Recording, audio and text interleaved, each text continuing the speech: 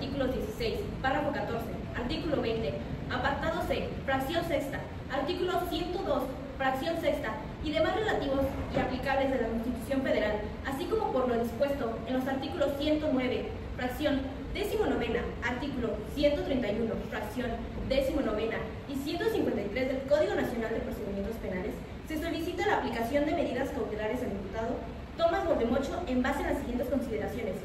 Esta Fiscalía considera que se encuentra acreditados los requisitos que exige el artículo 154, toda vez que ya se formuló imputación a Tomás Bordemocho, y se le vinculó a proceso por el delito de homicidio culposo previsto en el artículo 302 en relación con el Código 9 al Código Penal Federal. Para efecto de garantizar la presencia del imputado a juicio, se solicita la imposición de medidas cautelares previstas en el artículo 155, la presentación periódica ante este tribunal o ante la unidad de medidas cautelares, la exhibición de una garantía económica, la prohibición de salir sin autorización del país, la suspensión temporal en el ejercicio de una determinada actividad profesional o laboral. La necesidad de cautela se acredita con los siguientes datos de prueba, mismos que se encuentran en la carpeta de investigación. Respecto a la medida de presentación periódica, ante el juez se solicita que comparezca los días 15 y 30 de cada mes durante el proceso penal, debido a que en el estudio de riesgos procesales se concluyó que el imputado debería estar sujeto a un esquema de supervisión estricto. Esta medida permitirá un control constante sobre su ubicación y comportamiento, evitando con ello el riesgo de sustracción en la acción de la justicia. En cuanto a la medida consistente en la garantía económica, se solicita con el fin de cubrir la reparación del daño. La garantía deberá ser designada por este tribunal, según lo disponen los artículos 30, 31 y 34 del Código Penal Federal, por concepto de indemnización por muerte, gastos médicos y funerarios, así como por daño moral. Esta medida busca salvaguardar el derecho de la víctima indirecta a obtener una reparación íntegra, conforme al principio de justicia restaurativa. Se solicita también la prohibición de salir sin autorización del país, debido a que el Instituto Nacional de Migración confirmó que el imputado ha intentado ingresar ilegalmente a Estados Unidos en 2 ocasiones en los últimos 5 años. Tal situación fue señalada en el informe de estudio de riesgos procesales, lo cual revela un antecedente de evasión que incrementa el riesgo procesal de fuga. Respecto a la medida de suspensión temporal en el ejercicio de la actividad laboral, se desprende que, de acuerdo a los hechos acreditados en el auto de vinculación a proceso, el hecho delictivo como ocurrió mientras el imputado desempeñaba su actividad laboral como conductor de un vehículo de servicio público. Lo anterior se robustece con la entrevista de Juan Rulfino, esposo de la víctima, quien presenció directamente al imputado conduciendo la unidad que causó un hecho delictivo. Asimismo, se cuenta con la declaración de Miroslava Cantú, quien manifestó haber recibido una notificación sobre un accidente de tráfico ocasionado por un vehículo de transporte público. Dicho dato de prueba se corrobora con la entrevista de Janina Joplin, trabajadora de una clínica, quien describió la llegada del imputado y refirió que éste había impactado en un accidente. A lo anterior se suma el apartado de historia laboral en el estudio de riesgos procesales, donde se consigna que el imputado se desempeña como chofer de transporte público, lo que guarda relación directa con la comisión del delito que se le imputa. En consecuencia, las medidas cautelares solicitadas resultan idóneas, necesarias y procesales para garantizar los fines del proceso, salvaguardar los derechos de las víctimas y asegurar la presencia del imputado en juicio.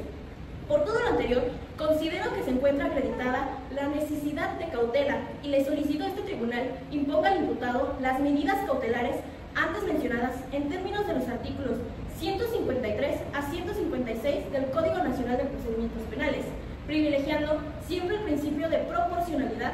y el respeto a los derechos fundamentales tanto del imputado como de las víctimas.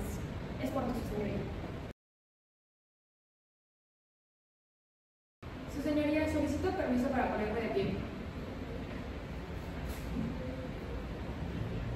Buenas tardes, su señoría. Las medidas cautelares se rigen por los principios de idoneidad, proporcionalidad, mínima intervención y necesidad de cautela, principios que no han sido observados por la Fiscalía en su solicitud de medidas cautelares, de acuerdo a las siguientes consideraciones. Fracción 1. Sobre la presentación periódica ante el juez o unidad de medidas cautelares. Esta defensa está de acuerdo que se desea aplicar esta medida, dado que cumple con el principio de mínima intervención, establecido en el artículo 19 de la Constitución Política de los Estados Unidos Mexicanos, así como con el principio de idoneidad, mas no con el de proporcionalidad, debido a que no es proporcional por la ausencia de antecedentes penales que tiene mi representado y la actitud cooperativa frente al suceso, quien inmediatamente procuró el bienestar de la víctima solicitándole a las autoridades acudieran al lugar de los hechos para asegurar su estado de salud. Esta defensa propone que compareciera ante el juez, que se modifique de un término de cada 15 días a cada 30 días. Por otro lado, no coincidimos con las otras tres medidas que se pretenden aplicar, como son las siguientes fracciones que se aplican en el artículo 155 del Código Nacional de Procedimientos Penales. Esta defensa no está de acuerdo con la fracción 2 de exhibición de una garantía económica, la cual no consideramos idónea ni proporcional, dado que mi representado no cuenta con los recursos económicos estables ni las fuentes de ingreso suficientes para cumplir con esta medida cautelar, y la Fiscalía pretende la aplicación de esta medida con el fin de garantizar la reparación del daño. Sin embargo, ninguna de las finalidades de las medidas cautelares que señala el artículo 153 del Código Nacional de Procedimientos Penales consiste en garantizar la reparación del daño. Por otro lado, no compartimos la idoneidad con la fracción 5, la cual consiste en la prohibición de salir sin autorización del país, señalando que es incongruente prohibirle a mi representado no salir del país, dado que no cuenta con las circunstancias y oportunidades para salir del mismo, ya que según el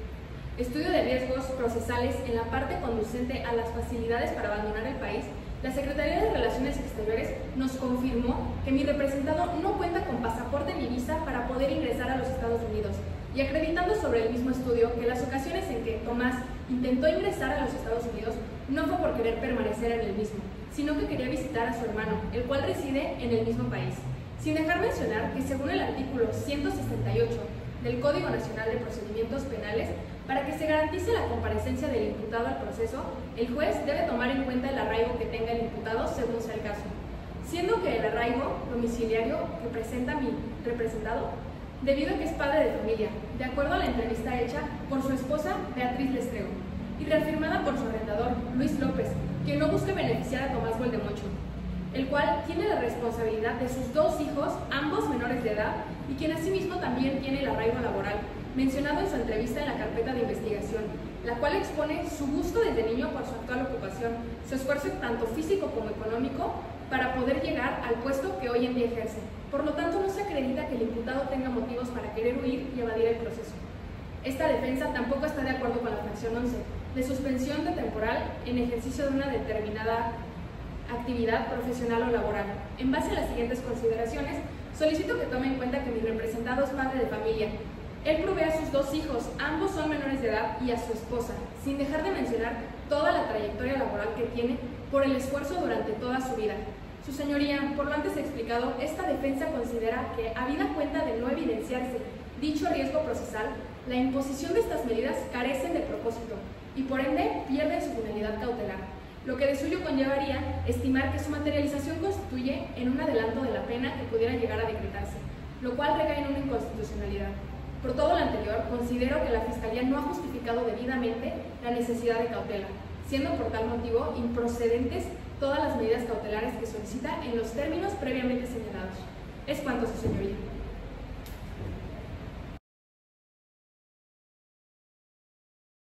Su señoría, pido permiso para levantarme. Señoría, esta Fiscalía no está de acuerdo con lo argumentado por la defensa en atención a las siguientes consideraciones.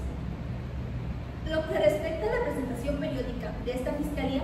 insiste en la solicitud de que ésta sea cada 15 días en virtud de que la persona imputada mostró un comportamiento de querer huir en dos momentos. En primera ocasión, en el lugar de los hechos, momento después de que este aconteciera, y una segunda vez cuando se encontraba en el hospital. Por tanto, existen indicios razonables que hacen presuponer que el imputado pueda darse a la fuga. Lo que respecta a la garantía económica en el sentido a la reparación del daño, se debe considerar el hecho que constituye un derecho humano y fundamental para las víctimas ofendidas.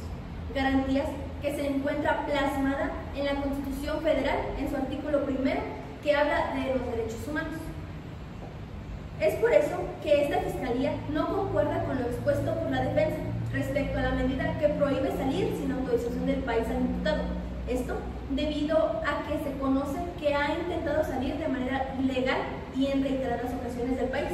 situación que ha sido comprobada y acreditada por el Instituto Nacional de Migración, y el informe de riesgo por este mismo es que no existe garantía cierta de que no vuelva a incurrir en dicha conducta nuevamente. En cuanto a la fracción 11ª acerca de la suspensión temporal en el ejercicio de una determinada actividad profesional o laboral, dicha medida se solicita debido a que el hecho sucedió en el ejercicio de la actividad laboral del imputado, esto corroborado por las entrevistas y así como el informe de riesgos procesales. Por ello se reitera la solicitud toda vez que el seguir desempeñando dicha actividad constituiría un riesgo para la sociedad misma. Por todo lo anterior, se reitera la solicitud de las medidas cautelares solicitadas. Es cuanto, su señoría.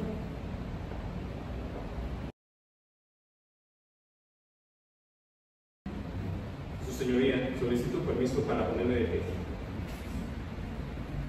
Su señoría, esta defensa reitera su postura respecto a la solicitud de medidas cautelares, al considerar que carecen de sustento y transgreden los principios de idoneidad y proporcionalidad. En cuanto a la medida de presentación periódica, no comparto lo argumentado por la Fiscalía, pues si bien es cierto que mi representado se retiró del lugar de los hechos, ello no fue con la intención de sustraerse de la acción de la justicia, sino para recibir atención médica inmediata por las heridas sufridas y, además, para solicitar una ambulancia que auxiliara a la víctima. Muestra de ello es que fue detenido por la oficial de policía Miroslava Cantú en la misma clínica donde estaba siendo atendido. En consecuencia, lo procedente es que la presentación periódica se establezca cada 30 días. Por lo que hace la exhibición de una garantía económica, se reitera que dentro de los objetivos o finalidades de las medidas cautelares no está la reparación del daño. Respecto de la medida de prohibición para salir del país, tampoco resulta justificada, ya que, si bien mi representado intentó en 2 ocasiones ingresar ilegalmente a los Estados Unidos en los últimos 5 años, ello no obedeció a la intención de radicar en dicho territorio ni de eludir la justicia, sino únicamente al deseo de visitar a su hermano, quien reside en aquel país de manera irregular. Esta circunstancia se corrobora con el estudio de riesgos procesales y la entrevista al imputado, por lo que tal restricción no cumple con los principios de idoneidad y proporcionalidad. Finalmente, en lo relativo a la suspensión temporal en el ejercicio de su actividad profesional, como chofer de transporte público, debe señalarse que dicha labor constituye la única fuente de ingresos de la cual dependen su esposa y sus 2 hijos menores de edad, además de ser el medio indispensable para generar recursos que le permitan cubrir una eventual reparación del daño. Imponer esta medida, lejos de atender a los fines del procedimiento, generaría un perjuicio innecesario tanto a su familia como a la propia víctima, al obstaculizar el cumplimiento de la reparación. Por ello, se solicita que dicha medida sea desestimada. Es cuanto, su señoría.